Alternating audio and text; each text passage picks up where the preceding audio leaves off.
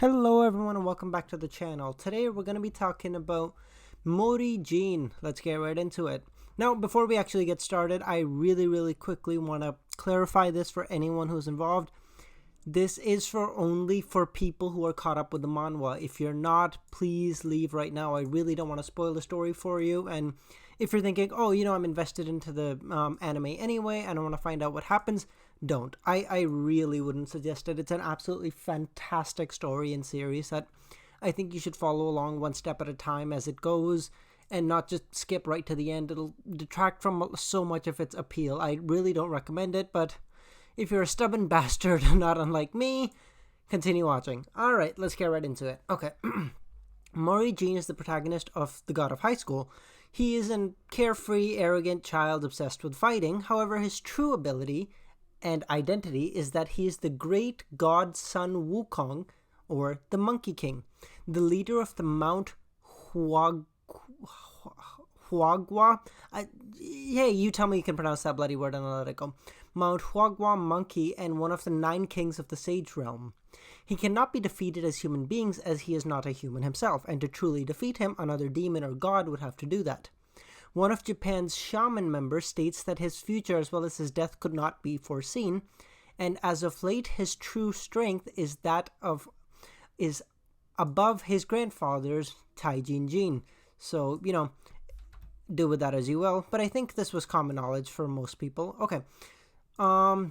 Mori Jin is average height and has an athletic build, and he can usually be seen wearing a sleep mask on top of his head like a pair of sunglasses, which is mainly to hide a scar he has on his forehead, not unlike Harry Potter. His eyes are black with a golden glowing spot in the center that turns into a cross or crosshairs that runs all the way to the edges when he gets riled up, which usually only happens when he's fighting. However, when he was awakened during his fight with Tai Jengal, which is when he retrieved his memories of his past life and of being the Monkey King, he is wearing a tiger skin clothing and has winged bands around his head which weaken him. His eyes are blue with a black spot in the center that turn into a cross or crosshair that run to the edge of his blue irises. Being used to imprison him in the 8 trigrams jail and gaining power from his subordinates, turned his irises red, something that he regained after his training in the skyscraper.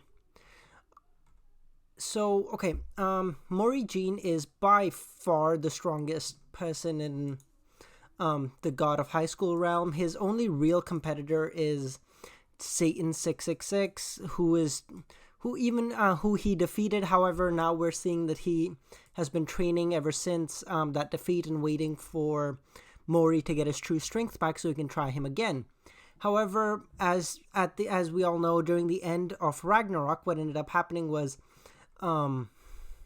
Mori's grandfather Taijin Jin was killed, and he couldn't really bear with that pain, and from the mistake that he made, because he was so weakened, he could not shrink down Yowie, and so it harmed the child, and he really couldn't deal with that pain, and he just wanted to die because he wanted to live with his grandfather who was killed right in front of his eyes. And so he sort of broke down, and he took this newfangled form as a baby, or, well, not a baby. He was known like he seems like as if he was 3 or 4 years old. I mean, he was standing, but he was really young.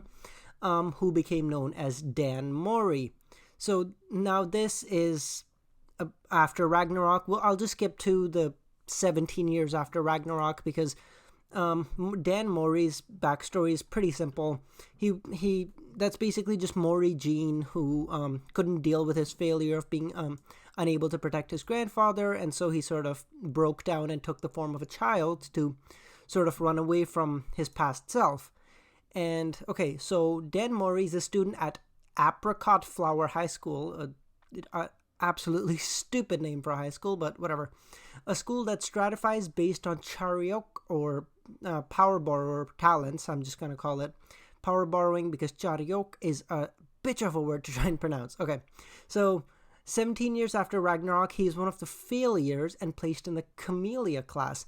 It is implied that he's one of the 2 candidates, people with Mori Jin characteristics, being hunted by the world government in his area. It is revealed that he is Mori Jin, who reduced himself into a small boy to atone for his sins, crippling the left leg of Ahan Dan. just, yeah, his younger sister, essentially.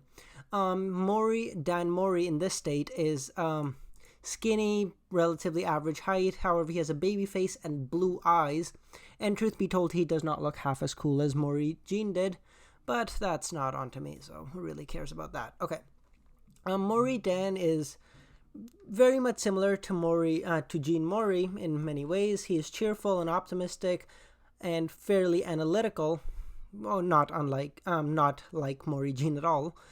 He's close to his sister and looks out for her and protects her in any way that he can. It was also shown that if anyone was to hurt Dan Mori, his sister Ahan would come to his rescue. However, it was later shown that that was not because Mori was weak, but rather that she was afraid that if he ever got angry, he would kill whoever was pissing him off.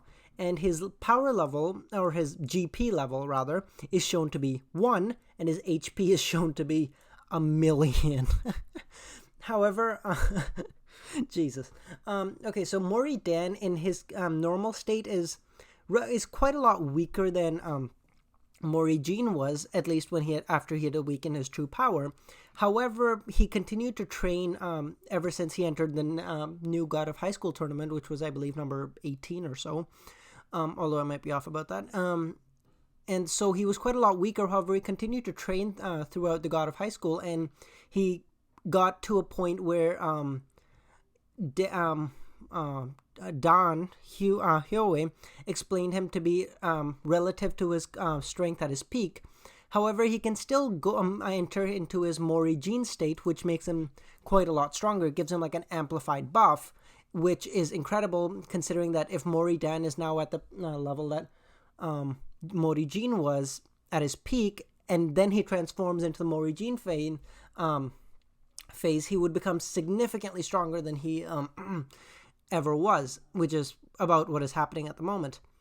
And so I think that about wraps it up for Mori. I think that's pretty good. Just real quick, some of Mori's abilities and talents are really. He has 2 weapons. One is Yoe, a giant as like beam. It was shown that when he picked out Yoe, it really wasn't even a weapon. It was like a structural thing that was supporting like a huge. I don't know if it was a planet or it was just a huge structure. I really don't know. And he was looking at weapons and he chose, yeah, I want this. And he goes, well, Monkey King, that's not a weapon. And he goes, I don't care. And so he picked that, and then he called it Yoe, which roughly translates to bending to one's will. And so he controls Yoe, which he can expand and shrink and make dense and make light at his will.